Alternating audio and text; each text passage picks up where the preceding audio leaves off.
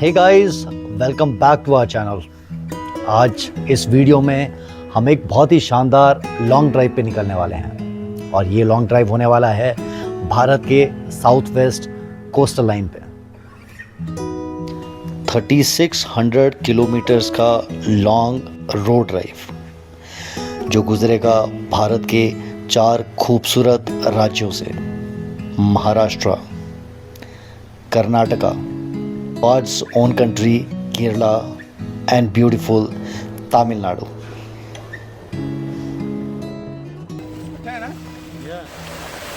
इस पूरी जर्नी में हम भारत की साउथ वेस्ट कोस्टल लाइन के 12 बहुत ही खूबसूरत लोकेशंस देखने वाले हैं। खूबसूरत बीचेस, टेम्पल्स, कल्चर, फूड, ये एक बहुत ही मेमोरेबल जर्नी होने वाली है।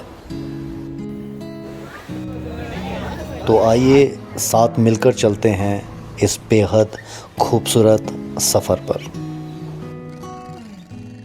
भारत में दिवाली एक बहुत ही शानदार और भव्य त्यौहार के रूप में मनाया जाता है। इस दौरान हम सभी को छुट्टियां होती हैं और इन छुट्टियों में हमने अपने दोस्तों के साथ तय किया कि क्यों ना एक लंबे रोड ट्रिप पर निकला जाए। और फिर क्या, बिना देर किए अगले ही दिन हम अपनी इस खूबसूरत यात्रा पर निकल पड़े। हमारा प्लान भारत की साउथ वेस्ट कोस्टल लाइन को एक्सप्लोर करना था और यहाँ की शुरुआत हम गोकर्णा से करने वाले थे। गोकर्णा का डिस्टेंस लगभग 700 किलोमीटर था और ये 700 किलोमीटर की जर्नी हम महाराष्ट्र से तय करने वाले थे। हम लोग कोल्हापुर से लगभग 20 किलोमीटर पहले लंच के लिए रुके हैं। सो एक स्ट्रेच हमने किया लगभग 3.5 घंटे का ड्राइव पूना से, and I think we have covered around 250 kilometres. Kolhapur अपने स्वादिष्ट खाने के लिए प्रसिद्ध है। यहीं पे हम एक छोटा सा ब्रेक लेके लंच करते हैं और अपने आप को आगे आने वाली जर्नी के लिए रिचार्ज करते हैं।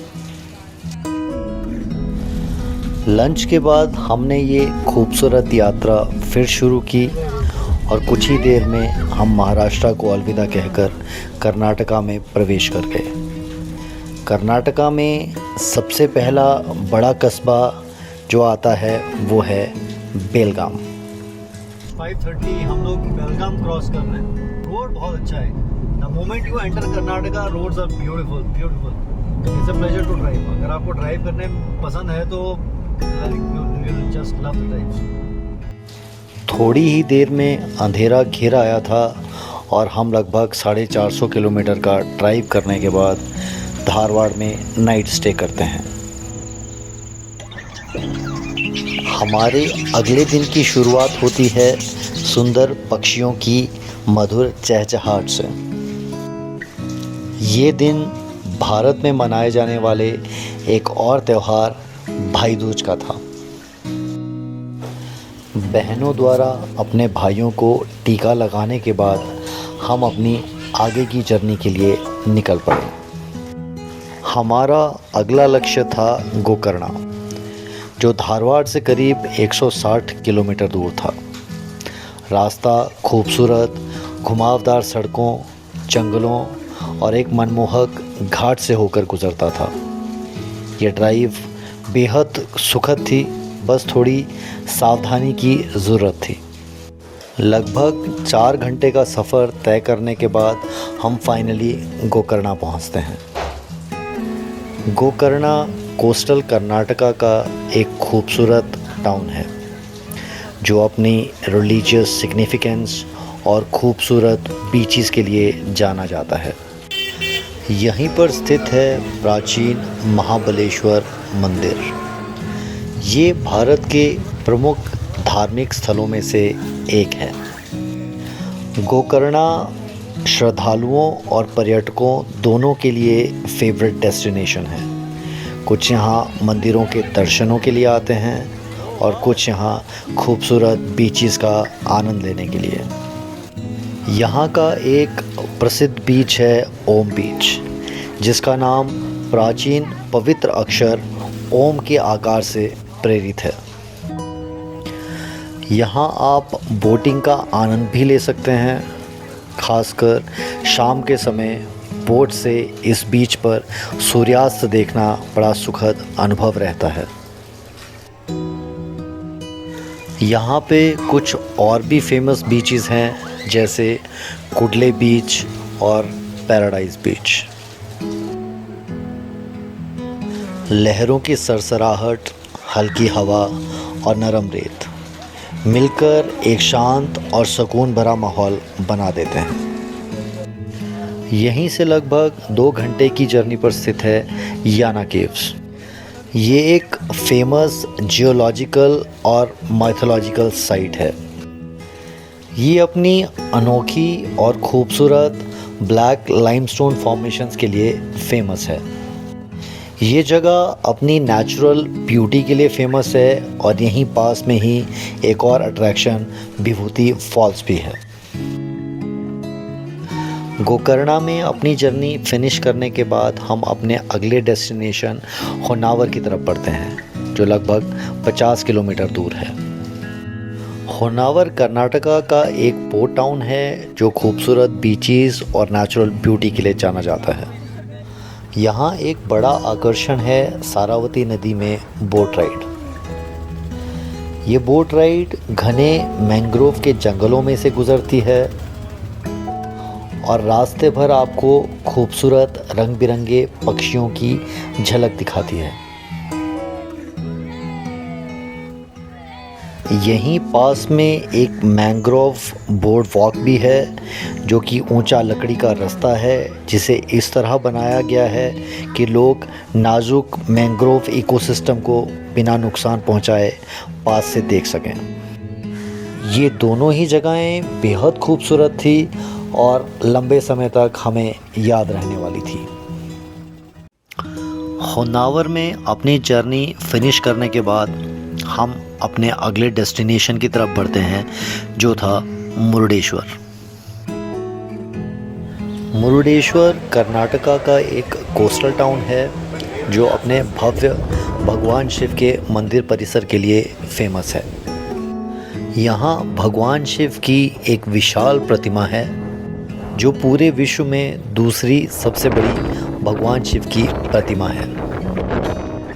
साथ ही यहाँ पे स्थित है 21 मंजिला राजा गोपुरम, जो दुनिया का दूसरा सबसे ऊंचा मंदिर गोपुरम माना जाता है। लिफ्ट यूज़ करके आप इस गोपुरम में 18 मंजिल तक जा सकते हैं और यहाँ से व्यू बड़ा ही खूबसूरत दिखाई देता है। मुरुडेश्वर धार्मिक और टूरिज़्म दोनों ही पॉइंट से काफ़ी फेमस टूरिस्ट डेस्टिनेशन है। मुरुडेश्वर देखने के बाद हम आगे बढ़ते हैं अपने नेक्स्ट डेस्टिनेशन की तरफ, जो था उडुपी। लेकिन रास्ते में एक डाइवर्जन लेने के बाद हम बढ़ते हैं एक और प्रसिद्ध मंदिर की तरफ, श्री मूकांबिका देवी टेम्पल। ये मंदिर भगवती को समर्पित है और इस एरिया में इस मंदिर की बहुत मान्यता है। यहाँ भगवती का दर्शन पाके और आशीर्वाद लेके हम वापस उडुपी की तरफ बढ़ चलते हैं। रास्ते में हम एक छोटा सा स्टॉप लेते हैं मरावंते बीच पर।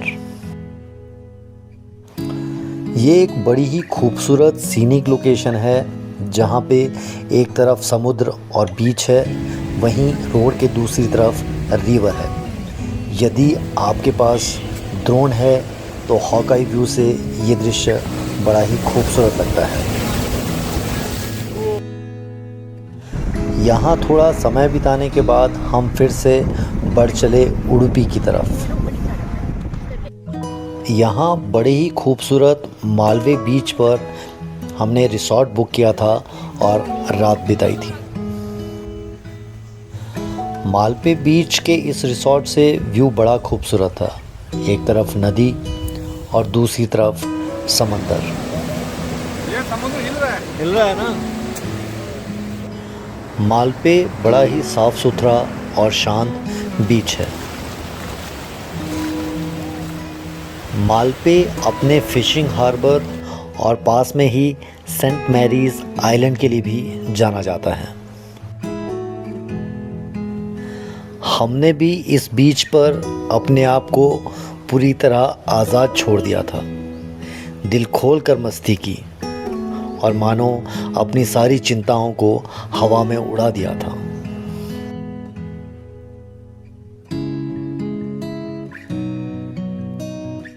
मालपे अपने फिशिंग हार्बर के लिए भी जाना जाता है और रास्ते में खूब सारी बोट्स रंग बिरंगे झंडों के साथ बड़ी खूबसूरत लगती हैं।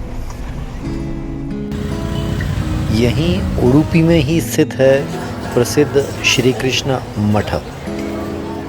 ये मंदिर भगवान कृष्ण को समर्पित है और इसे 13वीं शताब्दी में बनाया गया था।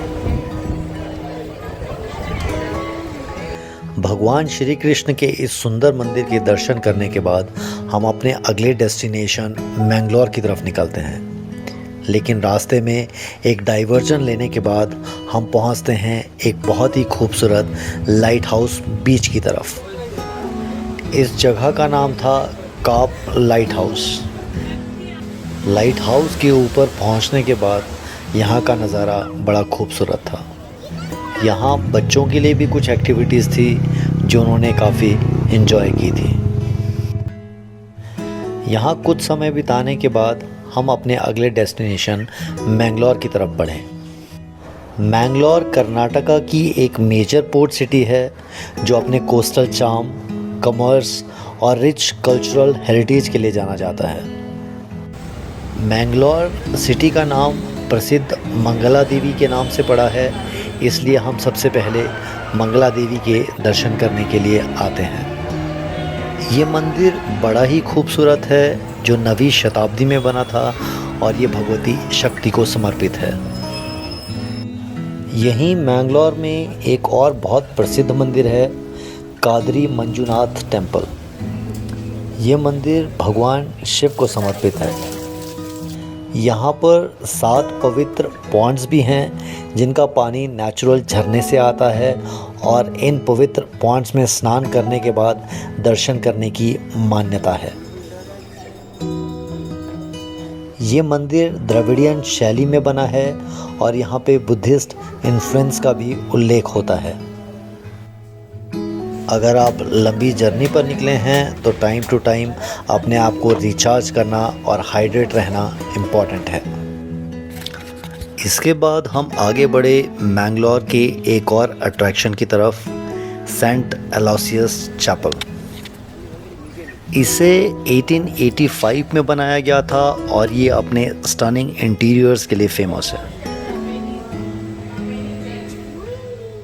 यहाँ पे एक खूबसूरत म्यूज़ियम भी है जो आपको काफ़ी हिस्टोरिकल चीज़ों के बारे में नॉलेज देता है। मैंगलोर घूमने के बाद हमने कर्नाटका को अलविदा कहा और बढ़ चले केरला की तरफ। केरला में हमारा पहला डेस्टिनेशन था बेकाल फोर्ट। ये जगह कासरगोड के पास में पड़ती है और कासरगोड में मेन हाईवे छोड़ के आपको यहाँ पहुँचने के लिए डाइवर्जन लेना पड़ेगा। ये फोर्ट अरब सागर के किनारे स्थित है और केरला का सबसे बड़ा और सबसे अच्छी तरह संरक्षित फोर्ट है। इसका निर्माण 17वीं शताब्दी में केलाड़ी नायक वंश के राजाओं ने कराया था।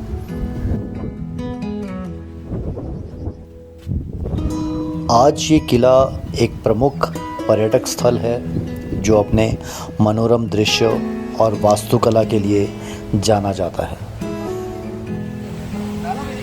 यहाँ किले के एज पे जाके समुद्र की ऊंची ऊंची लहरों को देखना काफ़ी अच्छा लगता है। कुछ वक्त यहाँ बिताने के बाद हम निकल पड़ते हैं अपनी अगली मंजिल की तरफ जो थी कन्नूर। यहाँ से कन्नूर का डिस्टेंस लगभग 80 किलोमीटर है, लेकिन नेशनल हाईवे 66 पे काम होने की वजह से ये सफ़र ज़्यादा समय लेता है। कन्नूर के पास ही स्थित है एक और खूबसूरत डेस्टिनेशन मुजपिलांगर ड्राइव-इन बीच। ये एशिया का सबसे लंबा ड्राइव-इन बीच है जो लगभग 4 किलोमीटर लंबा है। यहाँ आप बिना किसी अनुमति के अपनी गाड़ी बीच पर चला सकते हैं। हम यहाँ रात के समय पहुँचे थे और बीच पे ऑलरेडी काफ़ी सारी गाड़ियाँ लगी हुई थी। आपको भारत में शायद ही कहीं किसी और जगह बीच पर इतना लंबा ड्राइव करने का मौका मिले। हम ये मौका कहाँ छोड़ने वाले थे। हमने भी बीच पर अपनी गाड़ी भगाई, लेकिन दिल नहीं भरा। हम रात को यहीं पे रुक गए ताकि सुबह सुबह आके फिर से उजाले में इस बीच पे गाड़ी भगा सकें। अगले दिन समंदर थोड़ा रफ़ था और पानी बीच पर काफ़ी अंदर तक आ गया था, लेकिन ये हमारे इरादों को डगमगाने के लिए काफ़ी नहीं था। शायद ये मौका हमें फिर नहीं मिलने वाला था। हमने अपने सारे इफ्स एंड बट्स किनारे पे रखते हुए उस बीच पर दिल खोल के गाड़ी चलाई। ये अपने आप में एक बहुत स्पेशल एक्सपीरियंस था जो शायद हमारे साथ हमेशा रहेगा। ड्राइव-इन बीच पे मेमोरेबल समय बिताने के बाद हम अपनी अगले डेस्टिनेशन की तरफ चलते हैं जो था अलापुज़ा। ये डिस्टेंस लगभग 350 किलोमीटर था।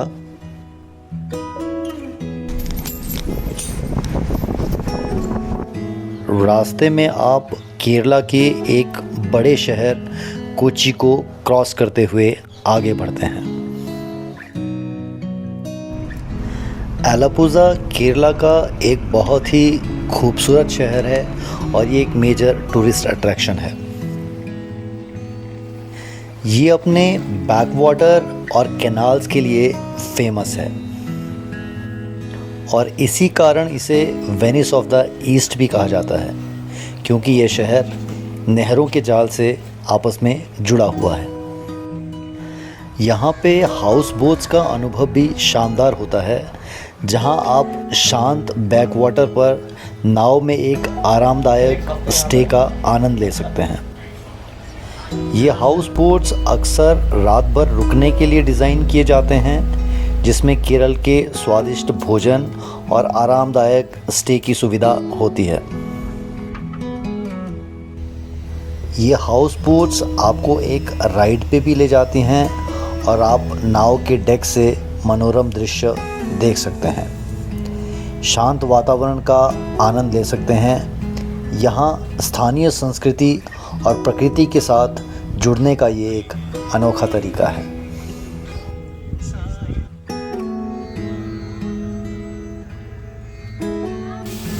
हमने हाउस बोट में अपने स्टे के दौरान इस शांत से दिखने वाले पानी में एक तूफ़ान भी विटनेस किया था, जो अपने आप में एक बहुत ही अलग एक्सपीरियंस था। एक समय तो लगा जैसे हर चीज़ तेज़ हवा और पानी की चपेट में आ जाएगी, लेकिन हर तूफ़ान के बाद मंज़र खूबसूरत होता है और यहाँ पे भी ऐसा ही हुआ। हाउस बोट के डेक से खूबसूरत नज़ारों का मज़ा लेते हुए हमने यहाँ पे एक रात और अगले दिन शाम तक समय बिताया था।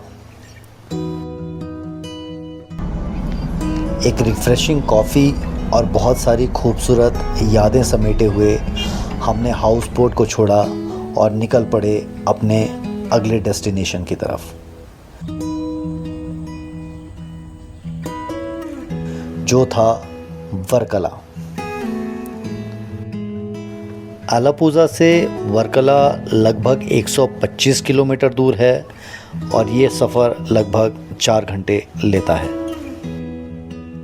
हम रात के समय वर्कला पहुँचे और हमने अपने रिसॉर्ट में चेक इन किया। वर्कला केरला की एक कोस्टल टाउन है जो अपनी नेचुरल ब्यूटी और समुद्र तट के लिए फेमस है। वर्कला मेनली एक क्लिफ बीच डेस्टिनेशन है जो अपने सुनहरे रेत, खूबसूरत चट्टानों और समुद्र के नज़ारों के लिए फेमस है। इन क्लिफ्स को 2 पार्ट्स में डिवाइड किया जा सकता है, south Cliff and north Cliff. South Cliff थोड़ी शांत जगह है, यहाँ रहने के लिए आपको काफ़ी अच्छे रिसॉर्ट्स मिल जाएंगे। ये रिसॉर्ट्स बिल्कुल समुद्र के किनारे पे हैं और यहाँ से नज़ारा काफ़ी खूबसूरत लगता है। यहाँ पे आप एडवेंचर स्पोर्ट्स का भी आनंद ले सकते हैं। और यहाँ का दूसरा पोर्शन है नॉर्थ क्लिफ।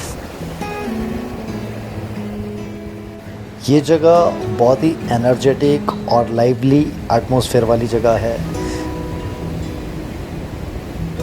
यहाँ पे आपको काफ़ी सारे रेस्टोरेंट्स, कैफ़ेज़, पब्स और दुकानें देखने को मिलेंगी।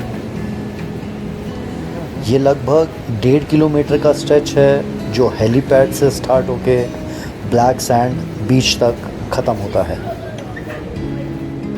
वर्कला की धार्मिक सिग्निफिकेंस भी है और लोग यहाँ धार्मिक अनुष्ठानों के लिए भी आते हैं।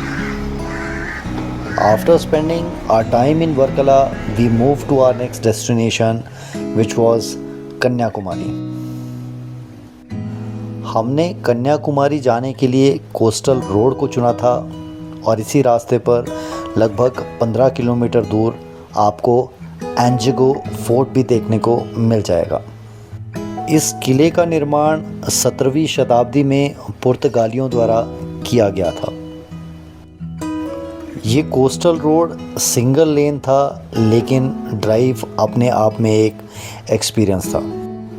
आगे बढ़ते हुए हम वापस NH 66 में मिलते हैं और एक डाइवर्जन लेके एक डेस्टिनेशन पे पहुंचते हैं, पद्मनाभपुरम पैलेस।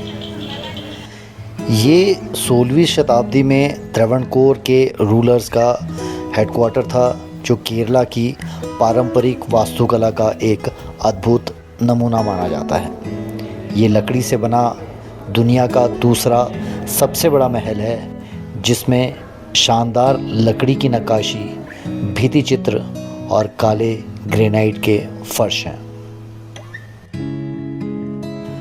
यहाँ से निकलने के बाद हम तमिलनाडु में नागरकोइल क्रॉस करते हुए रात के समय कन्याकुमारी पहुँचते हैं। रात काफ़ी हो चुकी थी। पहुँच के अपने होटल में चेक इन करते हैं और अगली सुबह का इंतज़ार करते हैं। हमारे अगले दिन की शुरुआत होती है एक बेहद खूबसूरत सनराइज़ से। कन्याकुमारी में सूर्य समुद्र से उगता हुआ प्रतीत होता है। इससे समुद्र का जल, रेत, पेड़ पौधे सुनहरे और अन्य रंगों में चमक उठते हैं। इसके बाद हम कन्याकुमारी के एक और टूरिस्ट अट्रैक्शन की तरफ निकलते हैं, विवेकानंदा रॉक। यहाँ फेरी से जाना होता है और ये बंगाल की खाड़ी, हिंद महासागर और अरब महासागर के संगम पर स्थित है। यहाँ से इस संगम का व्यू बड़ा ही खूबसूरत लगता है। पास में ही एक और रॉक है जहाँ तिरुवल्लुवर की प्रतिमा है। ये दोनों रॉक्स एक ब्रिज से कनेक्टेड है, जिसका बेस कांच से बना हुआ है और इस पे चलते हुए समुद्र को देखना काफ़ी अच्छा लगता है। वल्लुवर प्रतिमा तमिल कवि और दार्शनिक तिरुवल्लुवर की एक 41 मीटर ऊंची पत्थर की मूर्ति है। इस मूर्ति को एक भारतीय मूर्तिकार वी गणपति स्थपति ने बनाया था। ये दोनों रॉक्स कन्याकुमारी के मेजर टूरिस्ट अट्रैक्शंस हैं। यहीं समुद्र तट पर एक प्रसिद्ध मंदिर भी है जो कुमारी अम्मन मंदिर के नाम से प्रसिद्ध है। ये शक्तिपीठों में से एक है और देवी पार्वती को समर्पित है। यहीं कन्याकुमारी में एक और मंदिर है जो बालाजी को समर्पित है और ये मंदिर देखने में बहुत खूबसूरत है। कन्याकुमारी में अपना समय व्यतीत करने के बाद हम अपने अगले गंतव्य की तरफ निकलते हैं जो था रामेश्वरम। रामेश्वरम पहुंचने तक का डिस्टेंस लगभग 300 किलोमीटर था, लेकिन सबसे खूबसूरत था वो रोड जिस पे हम ड्राइव कर रहे थे। इस ड्राइव का एक बड़ा पैच पूरा विंडमिल से भरा हुआ था और ड्राइव करने में बहुत मज़ा आ रहा था। रामेश्वरम एक पवित्र हिंदू तीर्थ स्थल है जो 4 धामों में से एक माना जाता है। यहाँ भगवान शिव का रामनाथ स्वामी मंदिर है जो भगवान राम द्वारा रावण पर विजय पाने के बाद बनाया गया था।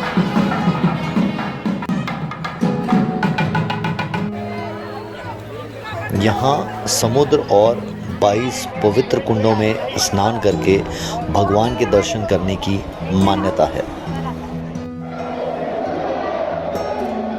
भारत रत्न डॉक्टर अब्दुल कलाम का घर भी यहाँ एक टूरिस्ट अट्रैक्शन है। रामेश्वरम से 20 किलोमीटर दूर स्थित है धनुषकोडी। धनुषकोडी का शाब्दिक अर्थ होता है धनुष की नोक। इस जगह का संबंध धार्मिक महाकाव्य रामायण से भी जुड़ा हुआ है। यही वो जगह है जहाँ से भगवान राम ने अपनी सेना को लंका की तरफ राम सेतु बनाने का आदेश दिया था।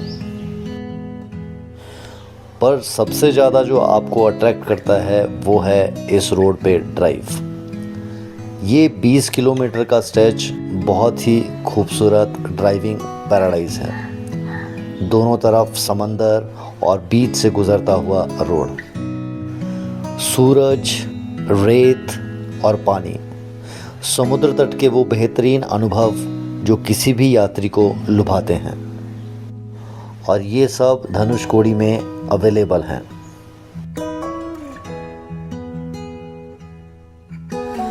यहाँ सड़क पर गाड़ी चलाते हुए आगे बढ़ना किसी फेरी टेल से कम नहीं लगता। धनुषकोडी एक गांव भी है जो अबैंडन्ड है। यहाँ आपको श्रीलंका की तरफ छोटे छोटे द्वीपों की श्रृंखला दिखती है। यहाँ बीच बहुत साफ है और पानी एकदम क्रिस्टल क्लियर। रामेश्वरम में एक और टूरिस्ट अट्रैक्शन है जो है पंबन ब्रिज। ये एक रेलवे ब्रिज है जो रामेश्वरम को मेन लैंड से कनेक्ट करता है। 1914 में बने पुराने पंबन ब्रिज को नए पंबन ब्रिज से रिप्लेस कर दिया गया है। ये भारत का पहला वर्टिकल लिफ्ट रेलवे सी ब्रिज है which was opened in April 2025. Its unique vertical lift span allows large ships to pass underneath while trains can cross on top. यहाँ ब्रिज के ऊपर से व्यू बहुत खूबसूरत दिखता है।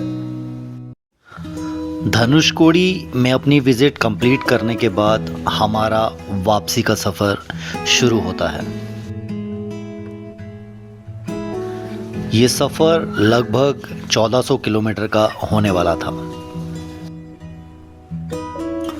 हम अपनी इस जर्नी में तमिलनाडु के कुछ बड़े शहर जैसे त्रिची, सेलम क्रॉस करने वाले थे।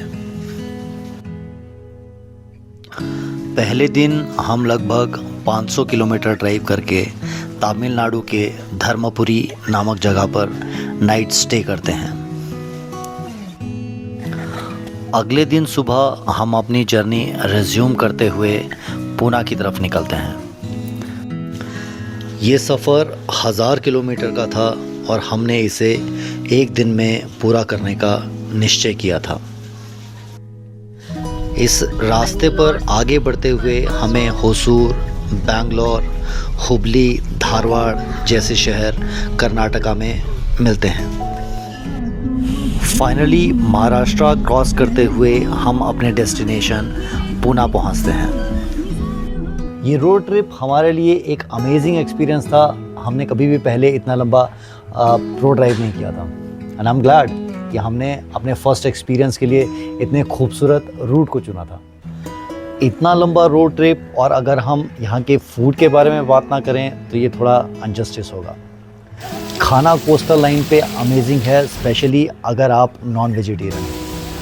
Amazing sea food including fish, prawns, crabs, everything beautiful. Preparation बहुत अलग है, साउथ इंडियन स्टाइल है। They use coconut and it's amazing.